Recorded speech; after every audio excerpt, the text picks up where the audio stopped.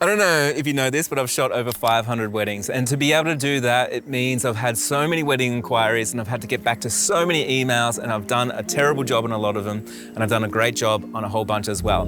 Today, I want to show you 7 things that I've actually had to learn the hard way that took me way too long, but eventually I got there and it helped me make a lot more money in my business. Today, I can teach you just in a couple of minutes, and I'm really excited about it. Whoa, so before we get started, let me give you a little bit of a backstory.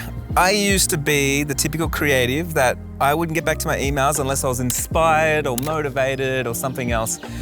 And it cost me a lot of money. I didn't have systems, I didn't know what I was doing, and I didn't know how important an email really is. And it is one of the most important things in your business because, believe it or not, this is the single thing that may land you a $10,000 job, right? So I believe it's really important to put a lot of time and energy into our emails. I let so many inquiries slip me past, ones that I dreamt of getting, and I thought my clients would actually just wait for me. They didn't. They went to my competitors, and I learned some really hard lessons. I want you to skip all of those lessons. So let's get into the 7 things that I wish that I knew a long time ago. Okay, number 1, speed is everything. We all know this is not a secret, and I do wish that I knew this more when I was first starting out, like just how important speed is. There's actually a Harvard business study that was done that if you get back to an inquiry within, I think 60 minutes, you are 7 times more likely to book that client. If you take around about 24 hours, you are 60 times more likely to lose that client, which is absolutely wild. Now, what does this data really show us? It shows us that people are not willing to wait around, and speed is everything, especially if you're in a saturated market and people are not only Googling you and finding you on social media, but they're finding your competitors and everybody else as well. A really easy way to stand out is actually getting onto people as fast as possible. And I actually tried this out not too long ago, and I was actually trying to book a photographer myself. And I contacted around 22 photographers, and I'm not even joking when I say the average response time was around about 3 days. So how do we do this? Well, there's a lot of different things that you can do. One thing that I do that made it really easy for me is turn on notifications. So as soon as you get that email coming in, that lead, have a notification on so you can get back to them as fast as possible. Often there was times when I was just too busy. So for instance, I was like shooting a wedding and I'll get a lead in on a Saturday. So what I would do is I'd get their phone number and I would actually send them a text message to let them know that I'm going to send them an email shortly. This always increased my conversion rate, and I'll try and do it as fast as possible as well. If I could do it within the first 5 minutes of getting that inquiry, I would more likely book that client. Number 2, never assume. My old boss used to say, assumptions were the mother of all fuck-ups, and I do agree with him. If we assume, then we don't actually know what our client wants. We need to ask questions instead and actually find out what do they actually want. Assumptions come in all shapes and sizes and forms and everything, and sometimes it could be something small like a little detail, or sometimes it's something big like the style of photography that you think that they want, or it could be something that you just assume because in the first email they say a specific thing. But make sure, even if they tell you what it is that they actually want, you need to dive deep on that and not just take it for face value, because a lot of the times our clients don't actually know what we want.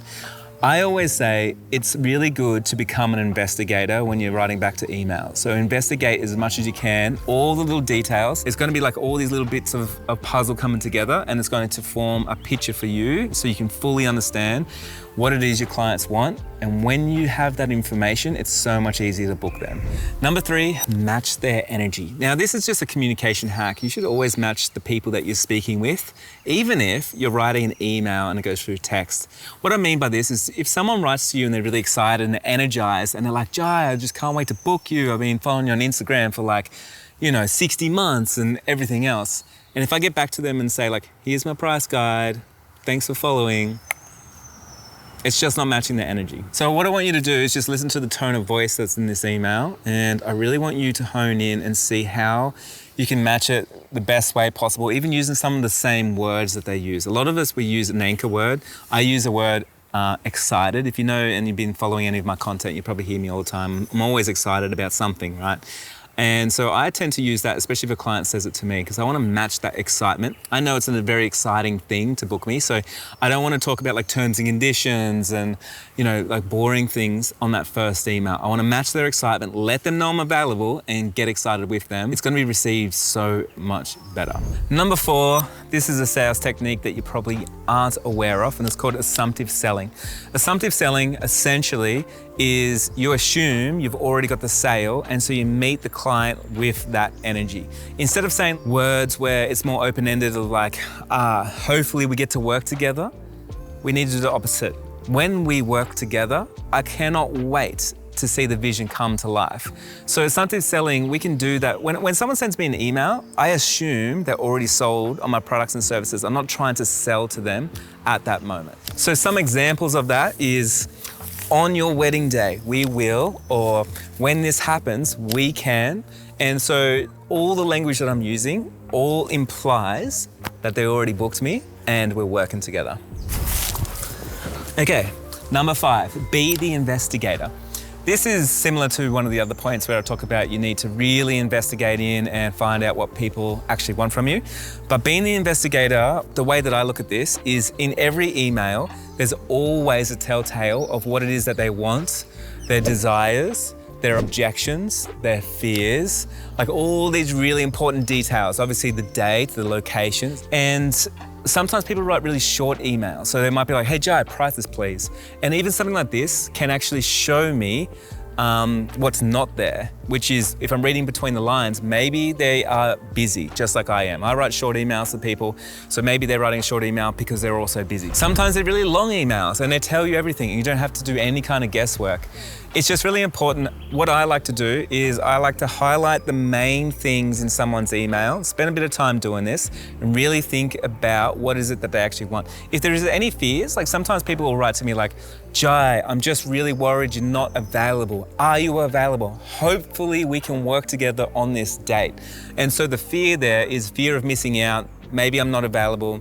Maybe there was too much FOMO or too much urgency on my website, whatever it is, but I can see the fear. So the first thing I'm gonna do when I write back to this person is I'm gonna address that fear. Yes, guess what? I'm actually available. Or maybe their fear is true and maybe I'm not available. Number 6, repeat the details.